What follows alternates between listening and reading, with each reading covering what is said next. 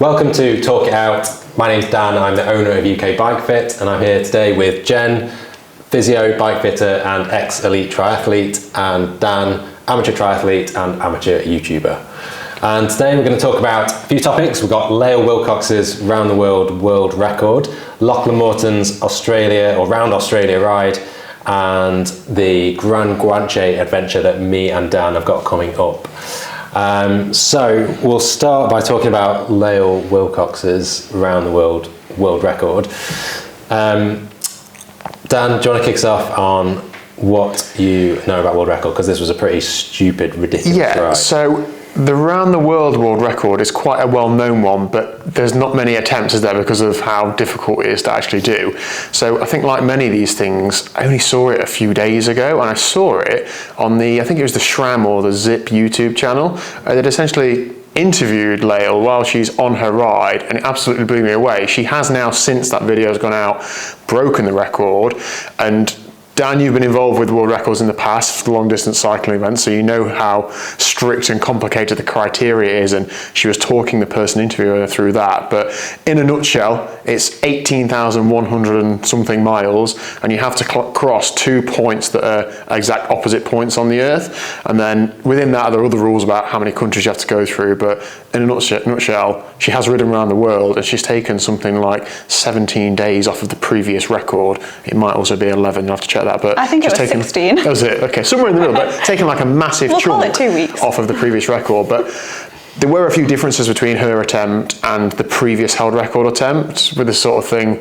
There are really no rules. So the previous record holder didn't have any support, did it fully self-supported, whereas Lael has had a support team completely within the rules, but it just feels a bit different, doesn't it? Like it's now going to that next level. So now the next person to try and take it is probably going to have some sort of support team. So, I mean, what do you guys think? Is that, so should this sort of thing be fully self-supported? Should it not? Well, she has, and you're right, it hasn't been like fully ratified by Guinness yet that it's not. Oh, it takes them forever. She only just finished it. It'll be like 4 months. Yeah, there'll be a lot of stuff they have to go through. But you say it is self-supported, or she has a support crew, but she is also carrying a lot of luggage on her bike when I was looking at the pictures of her bike. So it's like a flight deck, isn't it? I'd love to know like how much support is or isn't allowed in the actual world record, because if it is fully supported, then like why is she carrying anything? Yeah, it can't be fully. Yeah. Why would you have a saddlebag on? Yeah. So not sure exactly like how much support she was allowed to get during the route, but even so, I mean, she averaged 170 miles a day riding for 108 days straight, and obviously not all of those days were riding days, I presume. There was travel between countries, so you are allowed to fly and you are allowed to catch boats between continents. I think she flew from Georgia to Australia. Sure. So that sounds like a pretty long That's flight. a long sit down. Yeah. I think she lost 3 or 4 days due to like international travel, and that's obviously taken into the total time. Yeah. And also what was interesting was when she was doing the long rides across a continent, she wasn't planning any further ahead than the next day in case anything went wrong. So she didn't have a chain of hotels booked. It was like her support team halfway through the day, when they knew how many miles she was going to do, were then looking for a hotel somewhere near where she was going to finish. I thought that was quite cool. Yeah, and like she did say something about she made sure that she stopped at least every other night in a hotel so she could sort of get a decent night's sleep. But again, yeah, she's carrying a lot of stuff, so I don't know what's in the bags. I mean, maybe there's some sleeping arrangement in the bags on the bike. She rode a Specialized Roubaix, didn't she? And I think the attempt was sponsored by Zip. She did also, in the video, stop at a bike shop because her last set of tyres had only lasted her 4 days, and I was trying to work out if they were Zip tyres or not, but it wasn't very clear on the video, so I wonder if it was. But yeah, and so heavily sponsored by SRAM, and obviously SRAM and Zip are basically the same company now. Yeah, her bike is the standard Specialized, and I was going to ask you what you thought about this, because like in my mind, a lot of these ultra endurance or long distance rides are done on heavier, more compliant bikes. Like she's not gone with the S-Works model of the bike, which I can only assume is for more compliance. It's a higher modulus carbon fibre, so which gives you a bit of a stiffer ride, and obviously for a long distance ride that's not going to be that beneficial. So maybe that's the reason, but again, you'd have thought for these sorts of attempts, you'd go for the highest spec kit if it's sponsored, but she's not gone for the S-Works model of the frame. Well, we do have somebody in our midst who has been on a long-distance cycling adventure trip. What sort of bike do you pick, Jen, for that sort of thing? Give us an overview as to what you've done as well. Well, I'm guessing that she did pretty much all of her riding on road. I went to New Zealand for 3 months and rode the length of New Zealand and then pretty much like the circumference of South Island afterwards. But I did lots of my riding off-road as well. So I rode a gravel bike and to be honest, didn't really know loads about gravel bikes or anything about bike packing before I went. I just kind of winged it. So I could probably have planned it out loads better, but I think only like 50% of my riding was on the road, whereas I'm guessing obviously you'd be a lot faster, wouldn't you, going on the road, so that's probably why she's not chosen like a gravel bike. But above all, you want a bike that you know you can ride all day. That you can ride, like it's comfortable, you can ride all day, every day. You know, you don't want like a really aero bike where you're going to be in a position that, is going to be end up being uncomfortable. And speaking of comfort, she is apparently famed for not using shorts with a chamois in. For 108 days? So, well, forever by the looks of it. Like apparently she just never uses shorts with a chamois in. She was riding a Specialized Power Mirror saddle, and obviously gets on really well with it. Yeah, well, I also ride that saddle and get on very well with it, but I couldn't imagine it going for a ride more than about an hour without a chamois in. Yeah, that was pretty. People who ride those Brooks saddles claim that as well, that because it's leather, it's supposed to be like the same thing as when you used to ride leather chamois back in the day or something. Yeah, I just can't. I just can't. No, I can't even entertain that idea. No, not to be recommended. Yeah, I did like the quote when she finished. She said that she could have probably kept going and she really enjoyed it. Yeah. Well, you probably get used to it after that amount of time. Like you do. When I did nothing like 12 hours a day when I was in New Zealand, but the first like week, I was like, I'd never ridden with my bike fully loaded, and I was self-supported. I had like 2 massive panniers on the back, handlebar bag. Like I was carrying quite a lot of weight, and for the first week I was like, oh my god, this is really hard work. But then you just get used to it, and like your legs just kind of, you just get into it and it's just fine, and you just get used to it every day. Awesome. Well done, Lael and team, if she's watching this video. Which absolutely will. I love it though. I think these records, when they get more and more competitive, they become more popular, and perhaps somebody else will have a crack at it in the future. So I think the really interesting thing as well with any sort of this world record, like you said, I have worked on a 7-day world record before, but actually the biggest thing around breaking a world record is probably, especially something like this, is the selection of the route. That obviously riding around the world, there's so many, you can choose whatever. Yeah, and actually she didn't go to like Asia, South America or Africa, so there's a lot of the world that she hasn't gone to, but it's still ratified as around the world. And it's about being clever with your route, isn't it? Absolutely. That must take so much time. It takes me ages to plan a 30-mile loop from home. Do you not know the roads? No, not really.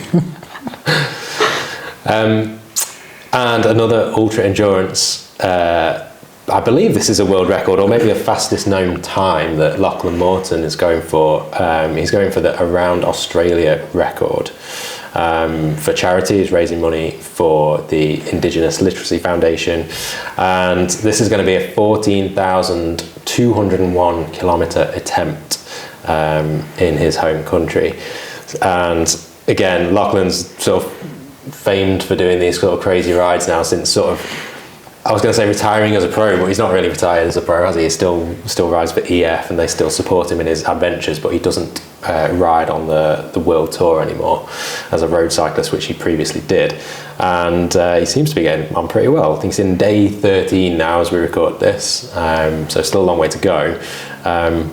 But again, talking of bike setups, I mean, his bike setups are pretty crazy. He does a lot of gravel racing, Lachlan, and there was a picture of his bike. I forget which gravel race it was, but there was a picture of his bike that was sort of went viral. He's basically riding a drop bar mountain bike, and he had a saddle at a negative 10, 15 degree angle, which looked absolutely ridiculous. And I knew as soon as I saw that, I thought, I'm going to be getting so many people coming in for bike fits who have dropped their saddle angle because Lachlan Morton's riding it, and it must be great because Lachlan Morton rides it. But yeah, the bike that he's on for this round Australia attempt is a bit of an unknown bike. I don't know if you've Yeah, it's like an unreleased Cannondale, isn't it? Yeah. But it's a road bike. It seems to be a road bike. When I looked at it, it did seem to have huge clearance though, which a lot of road bikes are going towards now anyway, but does seem to be this sort of mash-up between the Cannondale Super 6 and the Cannondale Synapse. He's got clip-on bars. Big fan of that. It's got clip-on bars. A lot of time for that. Just because you ride clip-on bars does not make you Lachlan Morton as much as you think it does. I think I'm more interested in like why he's doing it. I understand the charitable cause as well, but like he's currently ranked 3rd in the Lifetime Grand Prix series, so the gravel and mountain biking series, which in the US is a big deal. So it's like big prize money. You'd assume that EF are really interested in him doing well there. He won Unbound earlier this year, and he's missing a couple of races because he's doing this. And he's an incredible athlete, but surely after riding like 15,000k in a handful of weeks, he's going to want some time off. And I think he has to still do 1 or 2 more races to count for the series this year. So it almost looks like he's not pursuing the rest of the series. I think Lachlan Morton doesn't give 2 shits about Right, He doesn't care about I think he just does whatever he wants to do. Yeah. He's way too cool for that. Whatever makes him happy. Yeah. I mean, EF must see the value in it because they've got a team there supporting him around it.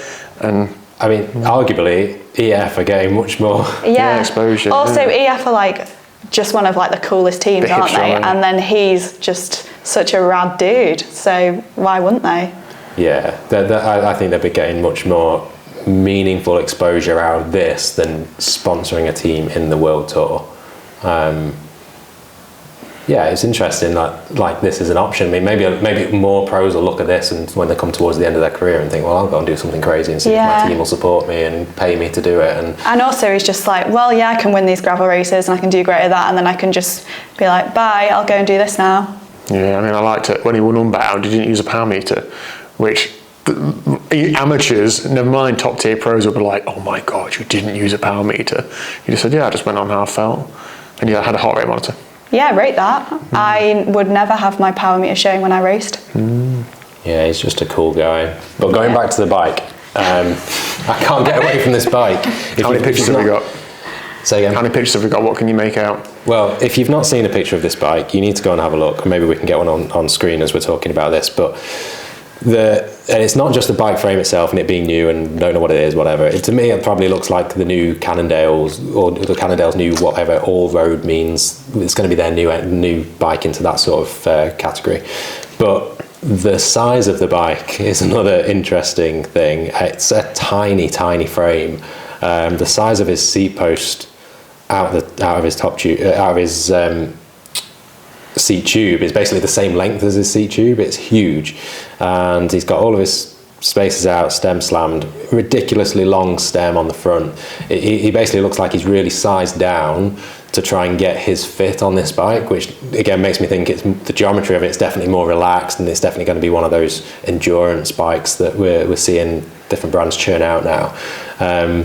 But it looks like a crazy, crazy setup. It looks like a Lachlan Morton setup, and can't quite see his saddle angle, but it looks pretty nose down.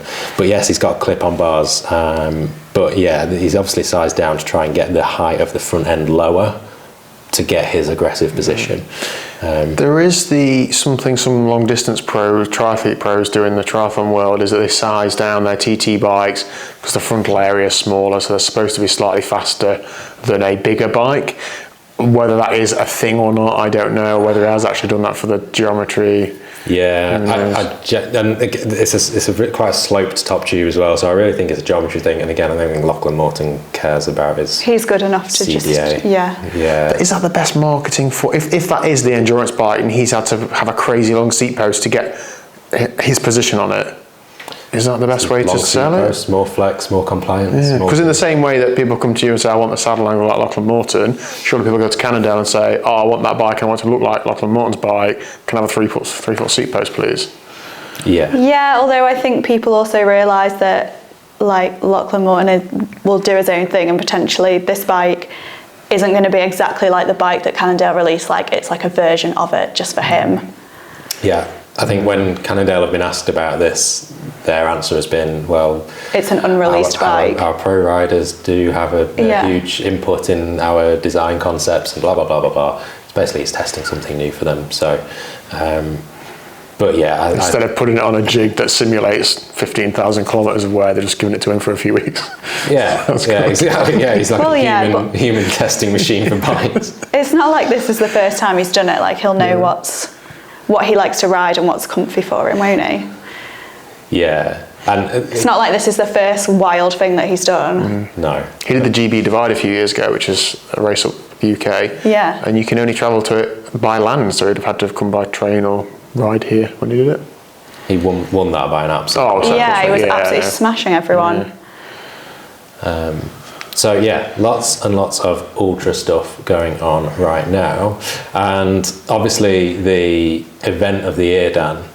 I mean, can we really shoehorn this in at this point? We've just spoken about 2 incredible record attempts, ultra endurance. We're building up to the peak. Yeah, Lael Wilcox, Lachlan Morton under our Grand Guanche attempts. Jen, Just the ride. It probably will be. It will be an attempt because there's a high chance that we won't finish. But yeah, the big aim we have is that this trip is, people might know about it, the Grand Guanche route. We're doing a hybrid of it, aren't we? Right? We're not doing the event. Yeah, you should maybe tell everyone what it was because when Danny told me, I'd never heard of it. Got it. So it's an event in the Canary Islands, and there are 3 versions of it. There's the trail, which is for gravel cyclists and gravel route. There's road, which is obviously a road route for road riders, and then there's what's the other one called? It's road, gravel, and trail. Okay, so trail's the mountain bikey, really technical one, and you go across all the Canary Islands and over 1 or 2 really small islands which aren't as well known. And we looked at that route, and initially we thought, right, we're going to do that. But we can't do it when the actual event is on, so we're just going to go and do the route because the route's all public, and we're going to make it a bit of a bike packing trip. And when the event's on, it's a bit more of a race, and you start in the middle of the night. And we thought, nah, we don't want to do that. We'll make it a bit more of a trip rather than a race. But when we looked at it in more detail, we optimised it a bit, didn't we, Dan? So on the gravel route, on the last day, we have to take a 2-hour ferry to this little island that doesn't look very good to ride around, and 2-hour ferry back. Yeah, that was the downside. That the weekend ferries to that particular island would have basically been stranded. Yeah, it's got the weekend because there was no return ferry. And based on how much attention we given to planning this, we thought, we're definitely going to get stranded somewhere. So we've done a bit of a hybrid. So we've got 4 days of bike packing, properly bike packing and staying in hotels. Some of them are as low as 3-star though, so it is, it is pretty difficult. One of them doesn't have a pool. I know. Oh God, how are you guys going to survive? So we've got 4 days on gravel bikes, carrying all our kit, etc., clothes, etc. And then we've got 4 days in Tenerife where we're going to be based in one place, so we can ditch the bags. We're going to try and get some road wheels and tyres for the gravel bikes to have a bit of a hybrid week. I'm still working on that for the time being. So 4 days of adventuring where it's going to be really hard, and then 4 days where if we're knackered, which it's quite likely for me, we'll be able to go a little bit easier and not be as stressed to get a ferry at the end of the day or need to get to a hotel before midnight, those sorts of things. But the first 4 days are big, Dan, aren't they? Yeah, so, and usually like the Grand Guanche event is not a race, sort of an Audax, but people try They're to giving you an entry number and there's a time, it's a race. Okay, it's an unofficial race. They're the best ones to win. Yeah. Nobody else cares. And you start the race at 10 p.m. at night usually, and you ride the first island, which is Lanzarote, through the night, and then the aim is basically like you're basically racing to get the ferries to the next island, because it's the ferry times that really sort of restrict how quick you can do this route. And so if you can get the ferries on time, you can, top sort of riders do this in like nearly 3 days, just under 3 days. It won't be the ferry times restricting me. So yeah, we've got bigger problems on our plate. The total mileage of the week that we're doing is 487 miles, which is 784k. Thank you. For weird people, and 58,000 feet of elevation, which is 17,700 meters. Thanks. Which is 2 times Everest. Did you know? No, I didn't. And I'll be telling everyone that. Congrats. Thank you. And we've not finished it yet. So yeah, the first island is pretty mellow for what we've got later in the week. It's 63 miles, 6,000 feet. and I will be talking in miles and feet, do your own conversions.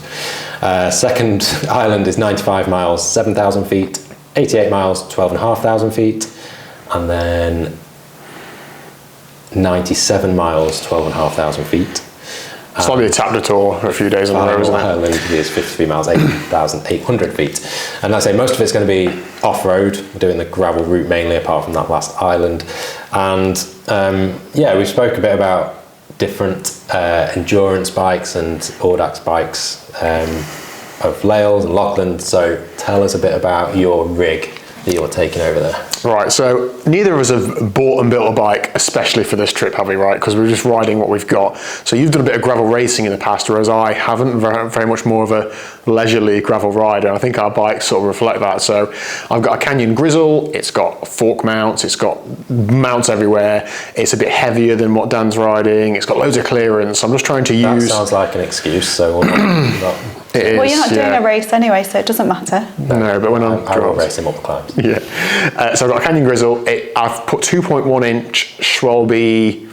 I don't know. Dylan Johnson said they were decent. So 2 tyres on it, which are a bit of a halfway house between like a mountain bike racing tyre and something a bit more rugged. So it should mean that on the road sections and when it's flatter, it can not take forever, but also, we don't want to get mechanical in the middle of nowhere, do we? We quite like to not be stranded. My gearing is a 40-tooth crank and a 1044 rear cassette. I would have liked a smaller crank, but in honesty, I'm not spending 100 quid on a chain ring to use once. You on one by? Yes. The bigger tyres has made the first gear a bit higher as well, so I've not got as low first gear, but I just figured that sounds like excuse number 2. But I think if it were going that slow, I'll just walk, so it'll be fine. In terms of bags, we both played around with what we're taking and what we aren't, and I still don't really 100% know. We're about 4 days away from going, so I've got plenty of time. I think I'll be using a saddle bag, a frame bag, and a top tube bag, and maybe a handlebar bag. I have debated with fork bags, but I don't think I actually have enough stuff to put in them, so I'm not just going to... No, not for 4 days. The initial list was quite long, Jen. Dan messaged me saying, I haven't got enough stuff to put in my fork bags, but I'm leaving them on because they look gnarly. They do look cool, yeah. Fork bags do also just get in the way. Oh, do they? I did say that too. Okay. So what do you think? A saddle bag? I've got like a 7 litre saddle bag. I already think you're packing too much for 4 days. Okay, I mean, I did look at stopping at hotels. Yeah, exactly. Like if you were taking a tent or a bivvy bag at least, but you're not. My plan is, the frame bag is like day stuff, so electricals, GoPros, food. I've got a little top tube bag for a few little snacks. My handlebar bag was just going to be jacket, gloves. How big is this handlebar bag? Yeah, quite big, like 5 litres. Did Dylan Johnson approve of that? I didn't ask him. He's not replied to my messages. And then what's going in your saddle bag? I bring... So I'm going 2 sets of cycling kit and 1 set of casual kit. Yeah. So I do the set of cycling kit and the set of casual kit and a pair of flip-flops. And a pair of goggles, some swimming. And some swimming shorts. And what else did I told you to? Yeah, that's still not a full saddle bag. The big problem we have, the big challenge we have is fluids, isn't it, really? Because we're going to be going quite a long way between resupply points. Yeah. It's going to be like 27 degrees. Yeah. So but you said you've got a lot of mountain points, so can you not carry more bottles? Yeah, I've got 4 bottles. Yeah, so you'll be fine. Yeah, I know, but I have to put them on and figure out, move bags around and so on. And you can also put a bottle in the back of your jersey pocket. Could do. That'll be filled with chocolate, sweets, and... I spent 3 months with a bottle in my jersey pocket in New Zealand. Why didn't you use it? I did get a bag of chocolate raisins out and thought, that'd be good to take. I thought, actually, 27 degrees, chocolate raisins. It's a chocolate raisin. Raisins and then chocolate in 5 minutes. Yeah, so that's my setup. I think it'll be all right. I think we've established you probably don't need the fork. I might be an overpacker, but... I'd rather have enough stuff. I might be an underpacker, so then we balance out. If I'm honest, I was banking on you being an overpacker, but that's not happened. I wanted to. My goal for it was to do what you couldn't, to use bigger tyres, to have more stuff on mounts and things, but I don't think they actually helped me out. I still think you could fit all of these things into less. You could probably get rid of this handlebar bag with all of these belongings. Bar bags do look cool though. Imagine that Instagram shot when you're at the top of a hill You've got stuff all over your bike. Yeah, but you won't get to the top of the hill because your bike will be so heavy with a lot of shit that you'll be stuck at the bottom. I'll Photoshop it. What are you riding? Come on, right, Dan's turn to get some stick. Well, I have a BMC Caius gravel bike, which I did buy originally for a bike that can be two bikes, which was a road bike and a gravel bike. I did buy it as well with gravel racing in mind, and that very much determined my choice of frame at that time. So it doesn't take as bigger tyres as I would like. The maximum clearance on it, as specified, is 44 millimetres, I believe, but I have managed to shoehorn a 45 millimetre. Yeah, and it's worn the paint away, so you can now fit a 45 in. Yeah. We'll not talk about the wall paint. Yeah. Let's say the first 45mm tyre didn't quite fit with a coating of mud around it, so those had to go. But I have found a 45mm tyre that does fit.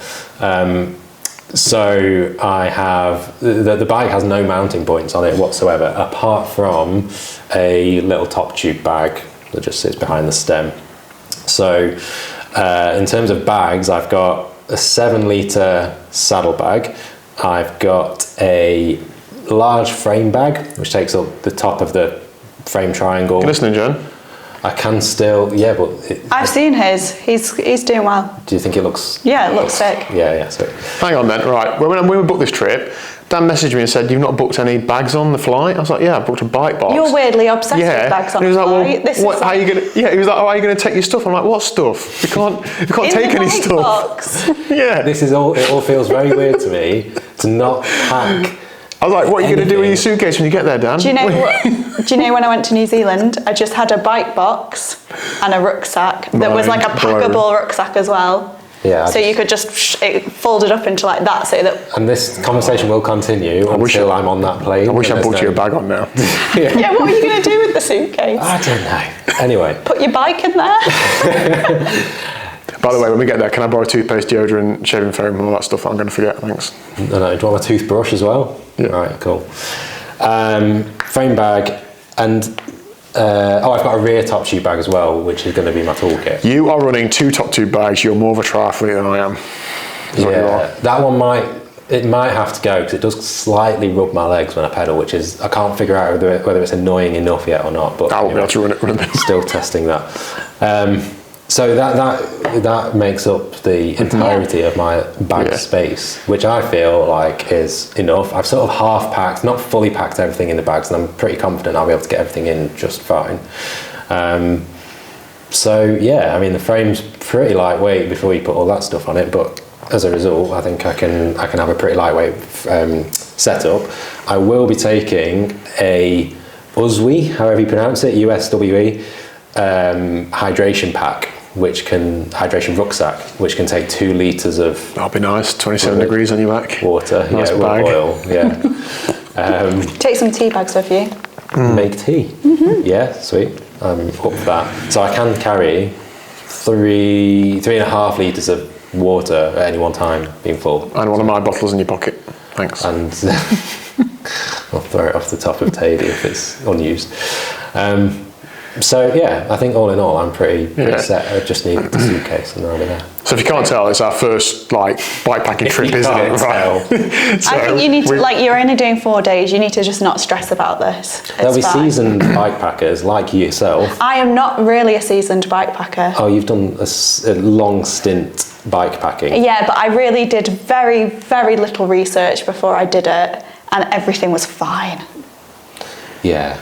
Do you think you've done more research than we've done? I did way less, and way less panicking. I was just like, well, there's shops, I'll buy it. If something breaks, I'll sort it, let everything and just be fine, won't it? What bike did you take to New Zealand? My Cannondale Topstone. Okay. And what bags did you have on that bike? I had 2 panniers on the back. I had. Oh, am I getting stick for 2 bags? You've got panniers. Yeah, because I had a for tent. 6 months. A sleeping bag. Days. I carried everything with me. I was completely self-sufficient. I've got an I emergency wasn't staying in any hotels. No, you have not. I am. He's got a blanket. Emergency blanket, a foil one, not an actual night blanket. It's my comforter. Yeah, I had everything. I was cooking for myself. I was sleeping in a tent, and then I had a handlebar bag at the front, and then I had a miniature little bag on top of that where I kept tools, my snacks. So the first route that I did was called the Tour Aotearoa, which is New Zealand and Maori, and they make these little books that like tell you the route and tell you where to go. And my mum bought me those, so I had those little books in there in case my Garmin like failed or I couldn't find out. And it just like literally tells you which road to go down. It even has little points in it where it's like, this place is good to stop for a snack. Like if you want a milkshake, go here. So did you ever have to use those? Yeah, books? I did. Yeah.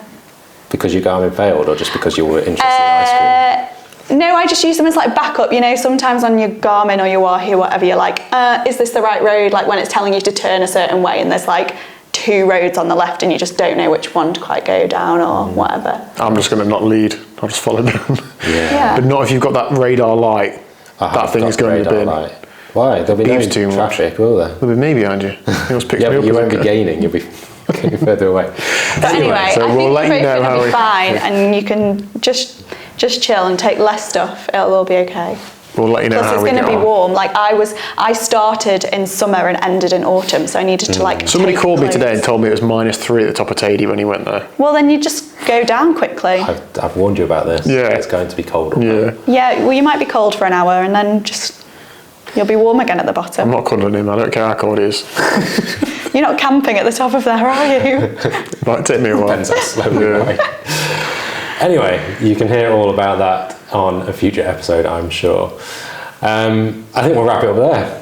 Yeah, we're on YouTube, so you have to say, please like, subscribe, comment. Let us know if we've missed any ultra endurance things. 'Cause I'm sure there are other things going off in the world. And let us know what you want to hear from us in the future. Yeah, what he just said. Please do all of those things. And if you aren't listening to us on YouTube, please head over to YouTube and do all of those things that you just mentioned again. Yes, thank you. Cool. Thanks, guys. And we'll see you next time.